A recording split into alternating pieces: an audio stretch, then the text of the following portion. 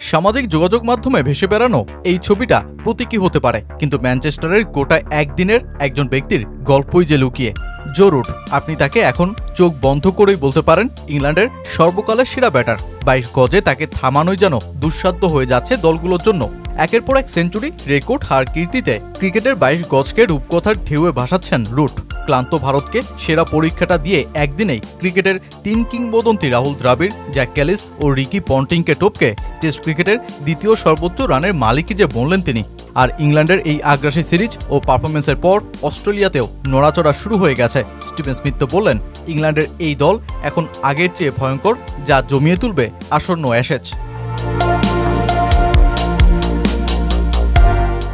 2017 সালে অ্যাশেজ সিরিজে অস্ট্রেলিয়ার মাটিতে যখন ইংল্যান্ডের ধ্বংসস্তূপের পরিণতি মঞ্চায়িত হয়, তখন প্রাক্তন অধিনায়ক রিকি পন্টিং ইংলিশ অধিনায়ক জো রুটকে নিয়ে বলেছিলেন রুট নাকি একটা ছোট ছেলে এবং নরম স্বভাবের। তবে রুটের প্রত্যুত্তরটা দেওয়ার জন্য হয়তো এমন একটা মুহূর্তেরই অপেক্ষায় ছিলেন। 11 রানে দ্বিতীয় দিন শেষ করা রুট তখনও টেস্টের সর্বোচ্চ রানের হিসেবে ছিলেন 5 নম্বরে। তৃতীয় দিনের সকালের সেশনেই পেরিয়ে গেলেন ভারতের রাহুল দ্রাবিড়কে, যার সংগ্রহ টেস্টে 13,288 রান। এরপর ছাড়িয়ে গেলেন প্রোটিয়া কিংবদন্তি জ্যাক ক্যালিসকেও। আর এরপর নিজের 150 রানের ইনিংসের মধ্য দিয়ে কিংবদন্তি রিকি পন্টিংকেও ছাপিয়ে গিয়ে 13,409 রান নিয়ে বনে গেলেন 1877 সাল থেকে শুরু হওয়া টেস্ট ক্রিকেটের দ্বিতীয় সর্বোচ্চ রান সংগ্রাহক। একদিনে 3 কিংবদন্তির ক্যারিয়ার সেরা অর্জনকে এভাবে টপকে যাওয়া সে তো কাব্য নয়, যেন কোনো মহাকাব্যই।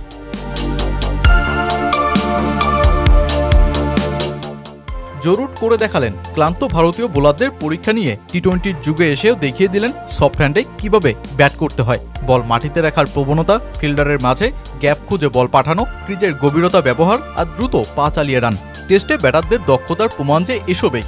আর শান্ত ও বিনয়ী ঘরানার মস্তিষ্কের জো রুট স্পিনে তো মস্ত শক্তিশালী। তাই ভারত রুটকে আটকাতেই বেগ পেয়ে বসে। অলি পোপের সঙ্গে 144 রানের জুটি আর বেন স্টোকসের সাথে 142 রানের। ইংরেজ ভদ্রতার এক অনবদ্য প্রতিচ্ছবির উদাহরণ এই ব্যাটার। যখন ইংল্যান্ডের রাজকীয় উপাধি নাইটহুড পাওয়ার দাবিটা রাখছেন, তখন তার বিনয়ী উদযাপনই তার সঙ্গ দেয়। কোনো আগ্রাসী ভাব নয়। 38তম টেস্ট সেঞ্চুরি করে ভারতকে ব্যাকফুটে ফেলে দিয়েও শুধু ব্যাট উঁচিয়েই নামমাত্র উদযাপন রুটের।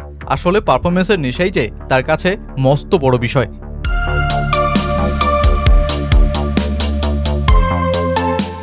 ইংল্যান্ডের পাল্টা আঘাতে চতুর্থ টেস্টে যখন 135 রানে পিছিয়ে ম্যাচ খুইয়ে বসার আশঙ্কার সামনে ভারত, তখন অন্যদিকে এই ইংল্যান্ড দলটা ভয় ছড়িয়ে দিয়েছে অস্ট্রেলিয়ার মনেও। কেননা আসন্ন অ্যাশেজ সিরিজ অজিদের ডেরায়। আর বলা হয় ইংল্যান্ড তাদের এক প্রজন্মে অস্ট্রেলিয়ার মাটিতে টেস্ট সিরিজ জিততে পারে একটাই।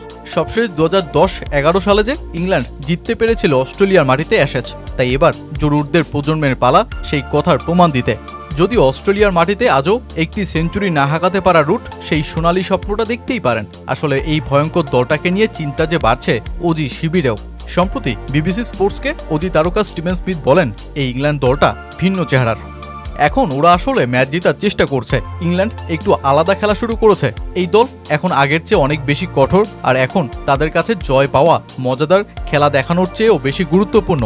আমি ভারত ইংল্যান্ড সিরিজটি দেখছি, সেখানে দুর্দান্ত ক্রিকেট হয়েছে। তাই আমি মনে করি এবারের অ্যাশেজ একটি অসাধারণ সিরিজই হতে চলেছে।